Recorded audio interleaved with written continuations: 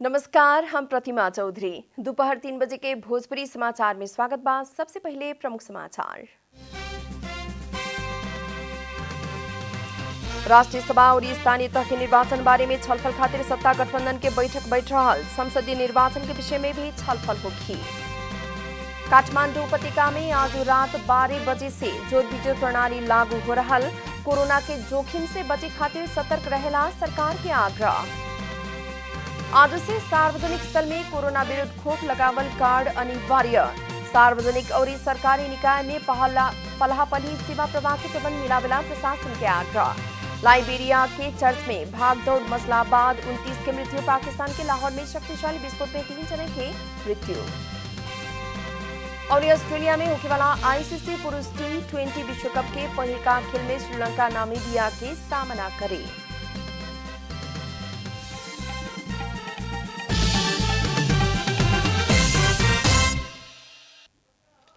आप पूरा समाचार।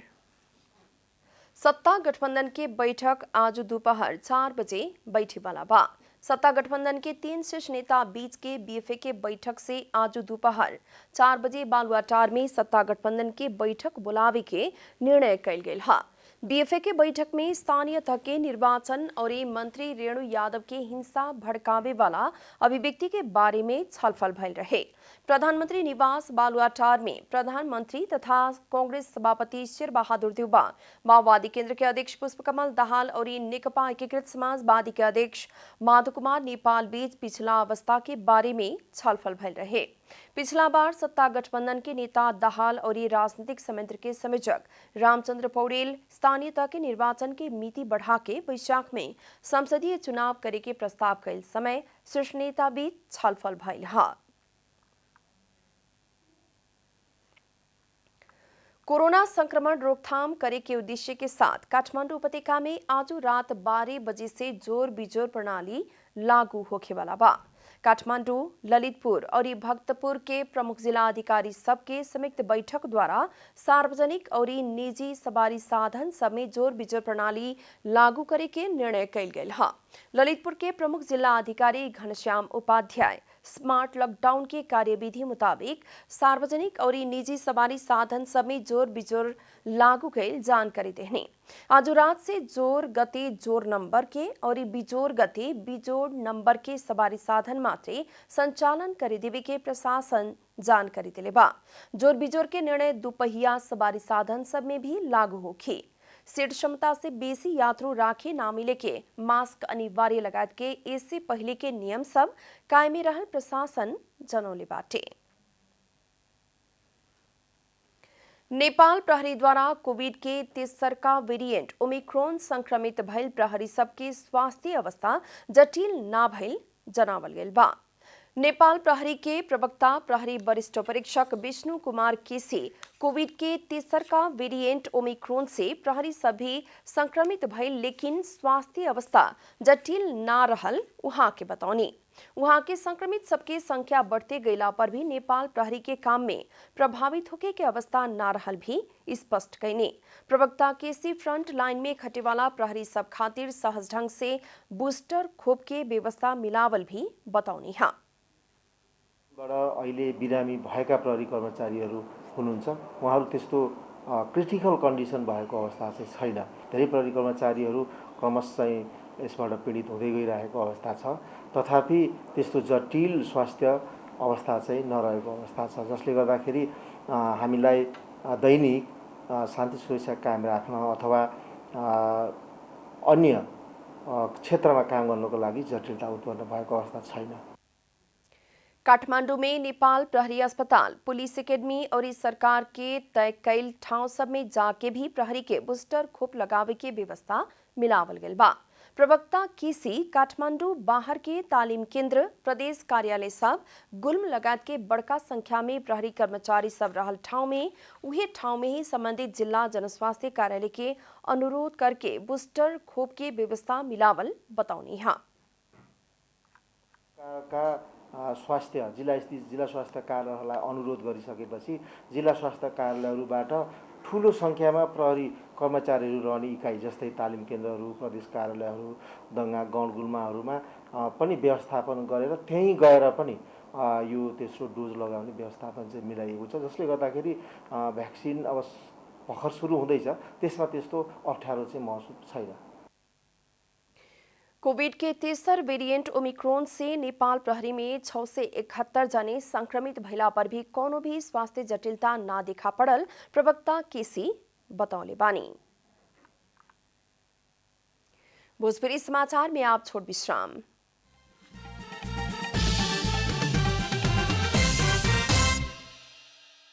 भोजपुरी समाचार में आप बाकी समाचार।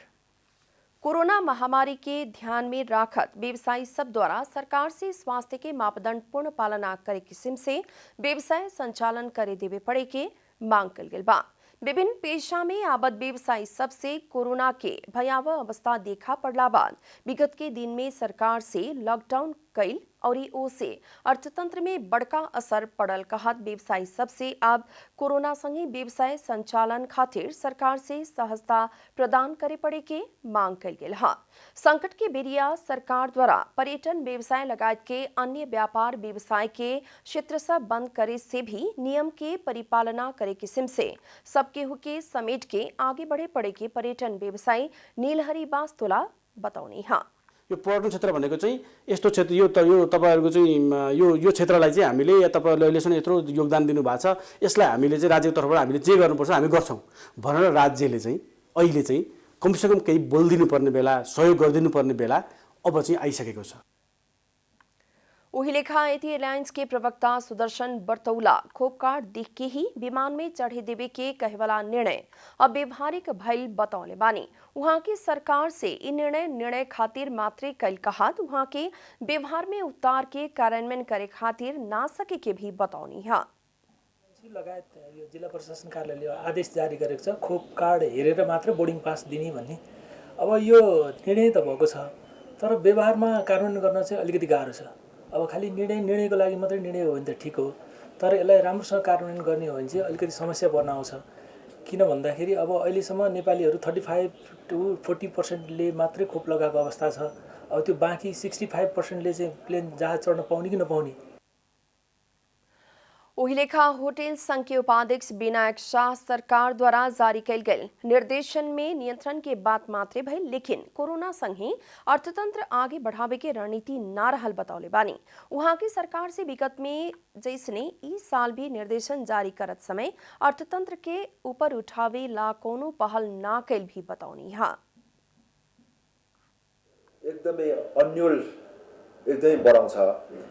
जस्तो पहिलो दोस्रो पछि अब केही मात्रामा हाम्रो टुरिज्म सेक्टरमा होटल इन्डस्ट्रीमा केही डोमेस्टिक टुरिज्मले गर्दाखेरि केही मात्रामा लयमा आएको हो, तर फेरि अब यो ओमिक्रोन आइसकेपछि एकदमै अन्यलता छाएको छ।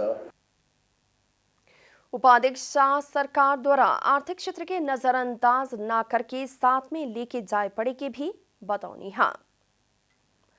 आज से सार्वजनिक स्थल में कोरोना विरुद्ध के खोप लगावल खोप कार्ड अनिवार्य कैल गेल बा। वही लेखा जिला भीतर के सभी सार्वजनिक निकाय में सेवा प्राप्त करेला भी खोप कार्ड अनिवार्य कैल गेल बा। जिला प्रशासन कार्यालय द्वारा सरकारी कार्यालय, होटल, रेस्टोरेंट, सिनेमा हॉल, रंगशाला, हवाई यात्रा पार्क आदि में जात समय खोप कार्ड बोखी पड़े के नियम लागू कैल गेल है। वही लेखा जिला भीतर के सभी सार्वजनिक और सरकारी निकाय में पल्हा पल्ही सेवा प्रवाह के प्रबंध मिलावेला प्रशासन आग्रह कैले बा। अब आर्थिक समाचार।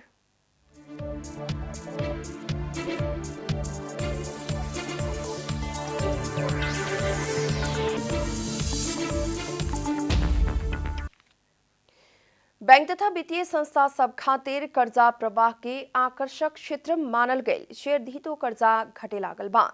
शेयर धीतो कर्जा के कड़ाई करे वाला नेपाल राष्ट्र बैंक के नीति और कंपनी सबके कर्जा बाजार मूल्य भी नीचे लगला बाद बैंक सबके कर्जा प्रवाह घटे लागल है। राष्ट्र बैंक द्वारा चालू आर्थिक वर्ष के मौद्रिक नीति से शेयरधारक कर्जा में पहिलका बार प्रति ग्राहक ऋण में सीमा निर्धारण कयल गेल रहे। ओहि लेखा दोसर बाजार नेपाल स्टॉक एक्सचेंज नेप्से में कंपनी सबके मूल्य घटल बाटे। ई कारण बैंक सबसे शेयरधारक कर्जा घटावते ले जावल जा रहल बा।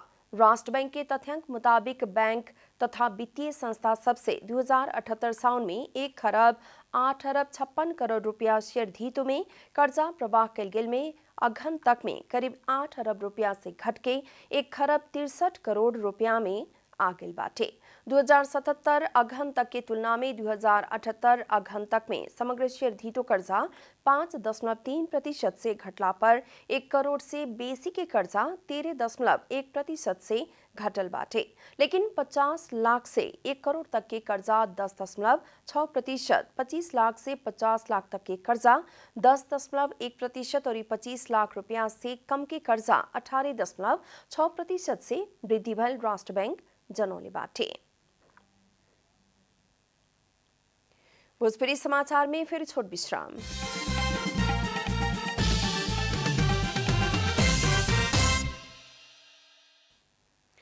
भोजपुरी समाचार में अब अंतर्राष्ट्रीय समाचार।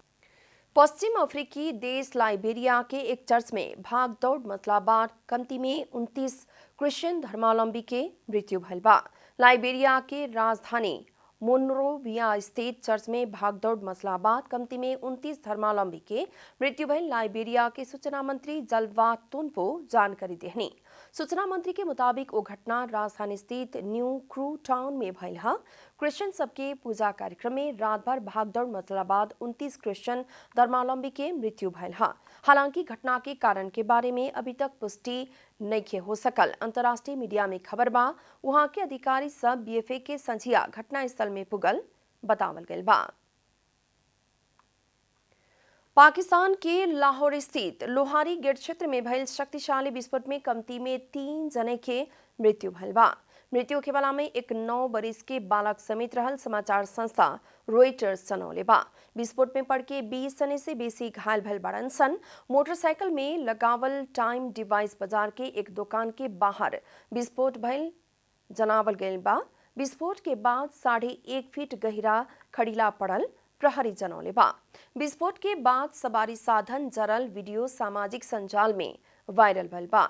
रॉयटर्स रिपोर्टर के पिठावल संदेश में दक्षिण पश्चिमी बलूचिस्तान प्रांत में आधारित नवगठित पृथकतावादी समूह द्वारा विस्फोट के जिम्मेवारी लेहल गइल बाटे। विस्फोट के बारे में थप अनुसंधान हो रहल बा।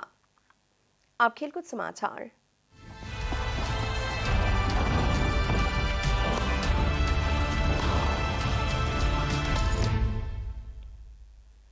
ऑस्ट्रेलिया में अक्टूबर 16 तारीख से नवंबर 13 तारीख तक होने वाला आईसीसी पुरुष T20 विश्व कप के पहिलका खेल में श्रीलंका नामीबिया के सामना करी।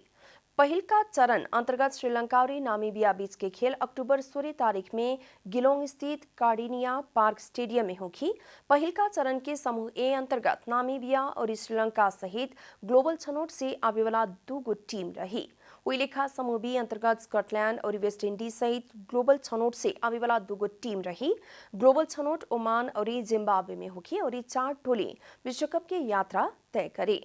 प्रतियोगिता के सुपर 12 की खेल सब अक्टूबर 22 तारीख से शुरू होगी और पहिलका खेल में आयोजक ऑस्ट्रेलिया न्यूजीलैंड के सामना करी। सुपर 12 अंतर्गत के समूह 1 में अफगानिस्तान, ऑस्ट्रेलिया, इंग्लैंड और न्यूजीलैंड सहित पहिलका चरण से आवे वाला 2 टोली रही। इन्हें समूह 2 में बांग्लादेश, भारत, पाकिस्तान और दक्षिण अफ्रीका सहित पहिलका चरण से आवे वाला 2 टोली रही। समूह 2 अंतर्गत के पहिलका खेल भारत और पाकिस्तान के बीच मेलबर्न क्रिकेट ग्राउंड में अक्टूबर 23 तारीख में होगी। अंत में प्रमुख समाचार फिर एक बार। राष्ट्रीय सभा स्थानीय तह के निर्वाचन बारे में छलफल खातिर सत्ता गठबंधन के बैठक बैठ रहल। संसदीय निर्वाचन के विषय में भी छलफल होगी। काठमांडू उपत्यका में आज रात 12 बजे से जोर बिजोर प्रणाली लागू। कोरोना के जोखिम से बचे खातिर सतर्क रहला सरकार के आग्रह। आज से सार्वजनिक स्थल में कोरोना विरुद्ध खोप लगावल कार्ड अनिवार्य। सार्वजनिक और सरकारी निकाय में पल्हा पली सेवा प्रवाह के प्रबंध मिलावेला प्रशासन के आग्रह। लाइबेरिया के टर्फ में भागदौड़ मसलाबाद 29 की मृत्यु। पाकिस्तान के लाहौर में शक्तिशाली विस्फोट में 3 जने की मृत्यु। और ऑस्ट्रेलिया में होने वाला आईसीसी पुरुष T20 विश्व कप के पहिलका खेल में श्रीलंका नामीबिया के सामना करे।